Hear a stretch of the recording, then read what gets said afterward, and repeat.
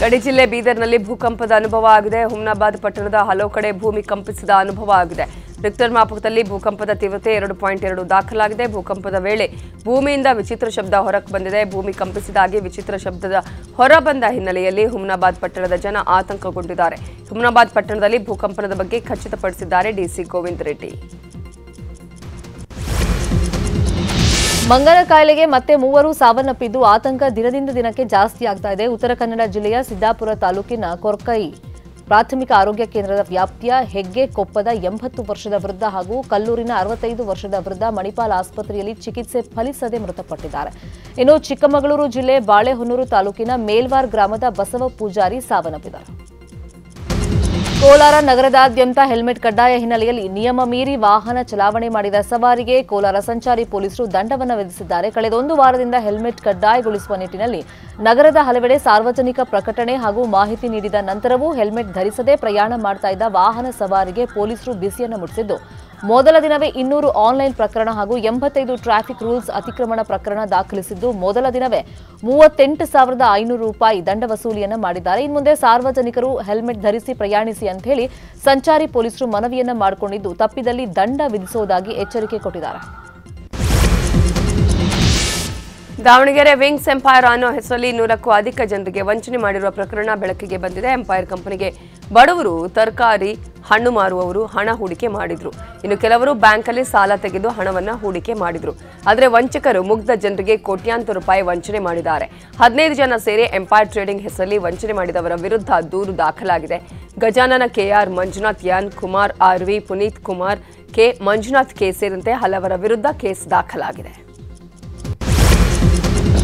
ಭದ್ರಾ ಮೇಲ್ದಂಡೆ ಯೋಜನೆ ಕಾಮಗಾರಿ ವಿಳಂಬ ಹಿನ್ನೆಲೆಯಲ್ಲಿ ಭದ್ರಾ ಮೇಲ್ದಂಡೆ ನೀರಾವರಿ ಅನುಷ್ಠಾನ ಸಮಿತಿ ನೇತೃತ್ವದಲ್ಲಿ ಹೊಳಲ್ಕೆರೆ ಪಟ್ಟಣ ಬಂದ್ಗೆ ಕರೆಯನ್ನ ನೀಡಲಾಗಿದೆ. ಚಿತ್ರದುರ್ಗ ಜಿಲ್ಲೆ ಹೊಳಲ್ಕೆರೆ ಪಟ್ಟಣದಲ್ಲಿ ಅಂಗಡಿ ಮುಂಗಟ್ಟುಗಳು ಬಂದ್ ಮಾಡಲಾಗುತ್ತೆ. ಅಹಿತಕರ ಘಟನೆಗಳು ನಡೆಯದಂತೆ ಪೊಲೀಸ್ ಬಿಗಿ ಬಂದೋಬಸ್ತ್ ಕೈಗೊಳ್ಳಲಾಗಿದೆ. ಕೇಂದ್ರ ಹಾಗೂ ರಾಜ್ಯ ಸರ್ಕಾರಗಳಿಗೆ ಬಿಸಿ ಮುಟ್ಟಿಸೋದಕ್ಕೆ ಬಂದ್ ಅನ್ನ ಮಾಡಲಾಗ್ತಾ ಇದೆ. ಬಂದ್ಗೆ ರೈತ ಸಂಘ, ಕಾರ್ಮಿಕರು, ಆಟೋ, ಬಸ್ ಮಾಲೀಕರ ಸಂಘ, ಅಂಗಡಿ ವರ್ತಕರ ಸಂಘ, ಕನ್ನಡ ಪರ ಸಂಘಟನೆಗಳು ಸಾಥ್ ಕೊಟ್ಟಿವೆ.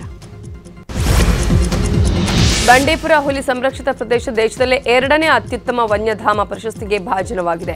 ಪ್ರತಿ ವರ್ಷ ರಾಷ್ಟ್ರೀಯ ಹುಲಿ ಸಂರಕ್ಷಣಾ ಪ್ರಾಧಿಕಾರ, Wildlife Institute of India ಮತ್ತು Ministry of Environment and Forest ಸಂಸ್ಥೆಗಳಿಂದ ಸಮೀಕ್ಷೆಯನ್ನು ನಡೆಸಲಾಗುತ್ತೆ. ದೇಶದ 54 ಹುಲಿ ಸಂರಕ್ಷಿತ ಪ್ರದೇಶಗಳಲ್ಲಿ ನಡೆದ ಪ್ರಸಕ್ತ ಸಾಲಿನ ಸಮೀಕ್ಷೆಯಲ್ಲಿ ಬಂಡೀಪುರ 2ನೇ ಬಾರಿ ಅತ್ಯುತ್ತಮ ವನ್ಯಧಾಮ ಅನ್ನುವ ಪ್ರಶಸ್ತಿಗೆ ಭಾಜನವಾಗಿದೆ. ಕೇರಳದ ಪೆರಿಯಾರ್ ಹುಲಿ ಸಂರಕ್ಷಿತ ಪ್ರದೇಶಕ್ಕೆ ಮೊದಲ ಸ್ಥಾನವಾದರೆ ಬಂಡೀಪುರ 2ನೇ ಸ್ಥಾನ, ಹಾಗೆಯೇ ನಾಗರಹೊಳೆ ಹುಲಿ ಸಂರಕ್ಷಿತ ಪ್ರದೇಶಕ್ಕೆ 3ನೇ ಸ್ಥಾನ ಲಭಿಸಿದೆ. ದುಬೈನಿಂದ ಮುಂಬೈಗೆ ಅಕ್ರಮವಾಗಿ ಸಾಗಾಟ ಮಾಡಲಾಗ್ತಾ ಇದ್ದ 215 ಗ್ರಾಂ ಚಿನ್ನವನ್ನ ಕಸ್ಟಮ್ಸ್ ಅಧಿಕಾರಿಗಳು ವಶಕ್ಕೆ ಪಡೆದುಕೊಂಡಿದ್ದಾರೆ. ದುಬೈನಿಂದ ಮುಂಬೈಗೆ ಬಂದಿದ್ದ ವ್ಯಕ್ತಿ 24 ಕ್ಯಾರೆಟ್ನ 215 ಗ್ರಾಂ ಚಿನ್ನವನ್ನ ಅಕ್ರಮವಾಗಿ ಸಾಗಿಸ್ತಾ ಇದ್ದ. ಇದನ್ನ ಕಸ್ಟಮ್ಸ್ ಅಧಿಕಾರಿಗಳು ವಶಕ್ಕೆ ಪಡೆದುಕೊಂಡಿದ್ದಾರೆ.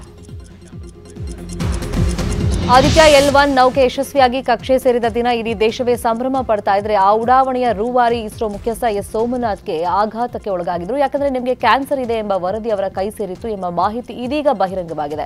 ಈ ವಿಷಯವನ್ನ ಸಂದರ್ಶನವೊಂದರಲ್ಲಿ ಸ್ವತಃ ಸೋಮನಾಥ್ ಹೇಳ್ಕೊಂಡಿದ್ದಾರೆ. ಬಳಿಕ ಆಸ್ಪತ್ರೆಗೆ ದೌಡಾಯಿಸಿದ್ದು, ಹೊಟ್ಟೆಯಲ್ಲಿದ್ದ ಕ್ಯಾನ್ಸರ್ ಕೋಶವನ್ನ ತೆಗೆಸಿದ್ದು 4 ದಿನ ಆಸ್ಪತ್ರೆಯಲ್ಲೇ ಇದ್ರಂತೆ.